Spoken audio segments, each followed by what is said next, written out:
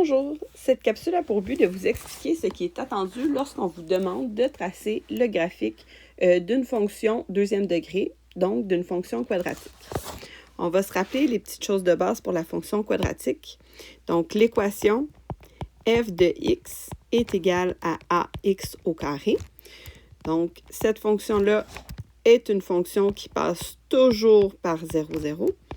Et on sait que c'est une fonction symétrique. Donc, ce qui veut dire, admettons, je fais juste une esquisse ici. Donc, elle passe par 0, 0 et elle est symétrique. Donc, les courbes qu'on va retrouver à 1, 2, 3, on va retrouver exactement les mêmes valeurs dans les négatifs pour chacun de ces courbes-là, comme ceci. Donc, c'est ça qu'on veut dire quand on dit que la fonction, elle est symétrique.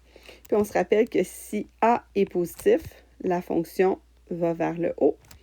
Et si a est négatif, la fonction, dans le fond, est orientée vers le bas.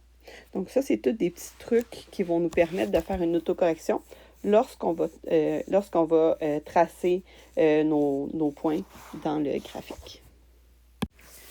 Donc, prenons pour exemple 1. f de x est égal à moins 1 tiers x au carré pour x appartient au réel.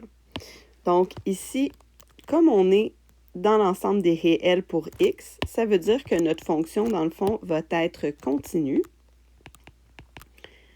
Donc, son domaine va être de moins l'infini jusqu'à l'infini. Alors, on n'aura pas de point fermé de part et d'autre. Là, dans le fond, on va venir faire la table des valeurs. Donc, comme l'intervalle n'est pas défini, mais c'est à nous de décider quelle valeur de x on va mettre. Donc, on peut venir faire 0, 1, 2, 3. Puis, on pourrait, comme le dénominateur est 3, on sait que les multiples de 3 vont nous donner des valeurs finies. Donc, on pourrait aller regarder 6 et 9. Et là, dans le fond, je suis allée dans les positifs. Je vais aller chercher aussi des valeurs dans les négatifs. Donc, on peut aller chercher moins 1, moins 2, moins 3.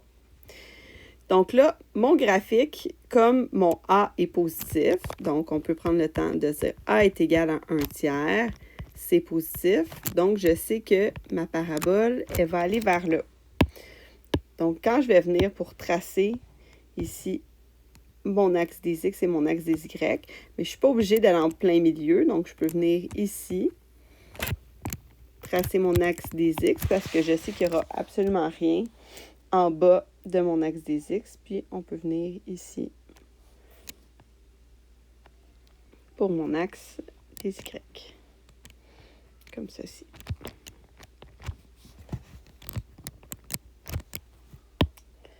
Donc là, maintenant que c'est fait, on va aller calculer. On peut commencer par la première valeur qui est juste ici. Mais moi, je conseille aux élèves, souvent, c'est plus facile d'aller chercher les valeurs positives en premier. Donc, on va commencer par 0. Donc, on sait que ça passe par 0, 0, mais on peut toujours venir faire le calcul pour vérifier. Donc, on viendrait faire 1 sur 3 ou 1 divisé par 3 multiplié par 0 à la 2. Et ça nous donne 0. Ensuite, on va venir faire 1 sur 3 multiplié par 1 au carré. Donc, ça va nous donner 1 sur 3 ou en nombre décimal 0,33. On continue. Donc, on va venir faire 1 sur 3 fois 2 au carré qui va nous donner 4 sur 3 ou 1,33. On continue.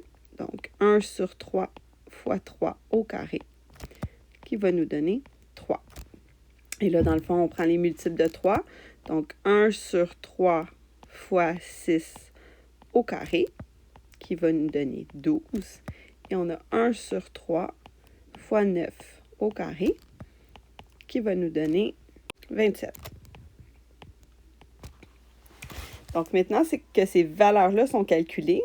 Là, comme on disait plus tôt, on va venir les calculer pour l'exercice, mais normalement, la valeur que j'ai trouvée ici, c'est exactement la valeur qui est là.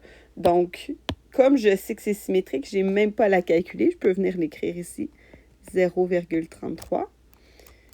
Après ça, Pour 2, ça va être la même valeur que moins 2, donc 1,33. Et pour moins 3, on va avoir 3. Mais comme je le disais, pour l'exercice, on va quand même venir les calculer. Donc ici, on aurait comme calcul, juste un instant. OK. On aurait comme calcul 1 sur 3 fois moins 1 au carré. C'est très important de mettre la parenthèse qui va nous donner 1 sur 3 multiplié par 1 parce que moins 1 fois moins 1 nous donne 1, qui nous donne bien 0,33. Ici, on va avoir 1 sur 3 multiplié par moins 2 au carré, qui va nous donner 1 sur 3 fois 4, qui va nous donner 1,33. Et finalement, ici, 1 sur 3 multiplié par moins 3 au carré, qui va nous donner 1 sur 3 multiplié par 9, qui va nous donner 3. Donc, on l'a calculé algébriquement, ça nous donne bien les valeurs symétriques. Là, il ne nous reste plus qu'à mettre des points sur la droite numérique. Là, dans le fond, comme le domaine, c'est les réels, on peut vraiment choisir de mettre ce qu'on veut. Là, comme on a calculé les valeurs jusqu'à 9, ben, on va venir mettre les valeurs jusqu'à 9.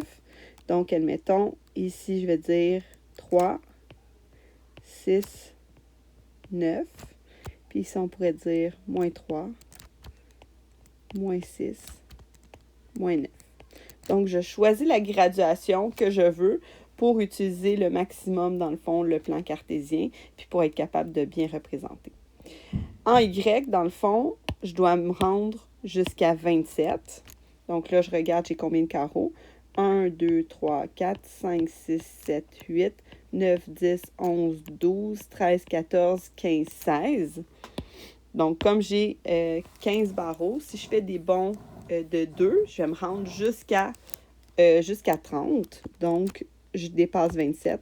Donc, ici, on peut dire 2, 4, 6, 8, 10, 12. Donc, jusqu'à 30 ici. Et il ne me reste plus qu'à venir tracer. Donc, ma droite passe par 0, 0. Donc, pour 3, on a calculé le couple 3, 3 qui va être juste ici. On a calculé le couple 6, 12 ici. On a calculé le couple 9, 27 qui va être juste ici. Et de l'autre côté, on a le couple moins 3, 3. Là, vous voyez, on ne les a même pas calculés. 6, 12 et 9, 27. Parce que ma fonction est symétrique, je sais que je vais avoir ces couples-là. Et je peux maintenant tracer